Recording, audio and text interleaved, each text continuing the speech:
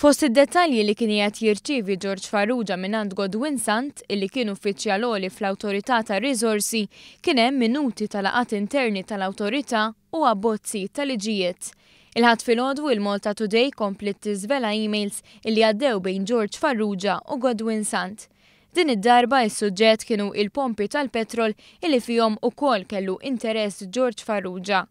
Fl-2009 il-Ministru tar-Riżorsi George Pulicino kien konxju li kien hemm bżonn bidla fil-liġi li tirregola dawn il-pompi u Godwin Sant kien fdat bit-tmexxija ta' dan il-proċess. Sant kien qed jagħmel laqgħat mal-awtoritajiet kompetenti u jżomm lil George Farrugia marraf b'dak li kien għaddej. Dan għamlu kemm bil-minuti tal-laqgħat sensittivi u anki b'kopja tal-abbozz tal-liġi. Meta batt l-abbozz, Sant qal lil Farrugia illi kien qed jagħmel dan kif miftiem biex jifhem aħjar il-liġi. Fl-aħħar jiem kien żvelat ukoll li Godwin Sant kien qed jirċievi biljetti tal-futbol minant trafigura bl-intervent ta' George Farrugia.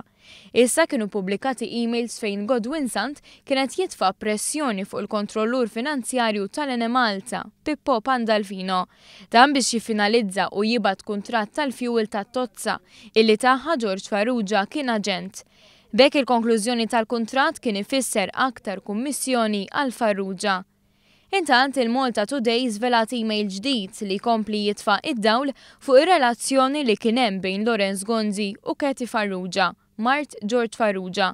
Lorenz Gonzi kien qal li lil Katie Farrugia ma kienx jafa, iżda meta nkixfu emails li batitlu qal li kien jafa, iżda mhux b'mod familjari. Però issa kien żvelat email ġdid li jmur lura għal 21 ta' Ottubru 2004. Fih Katie Farrugia qaltlu l-insertant żewġ ritratti li ħasbet li kien sejħu gost jarhom. Qaltlu li kollha kienu qed jaħsbu dwaru u kienu gburin bix-xogħol li kien qed jagħmel. Għaddew biss ftit sigħat u Gonzi qalilha Għażiża Katie u l-familja, grazzi tal-messaġġ u r-ritratti. Dan fil-waqt li batiselli għal kulħadd bl-aktar mod familjari.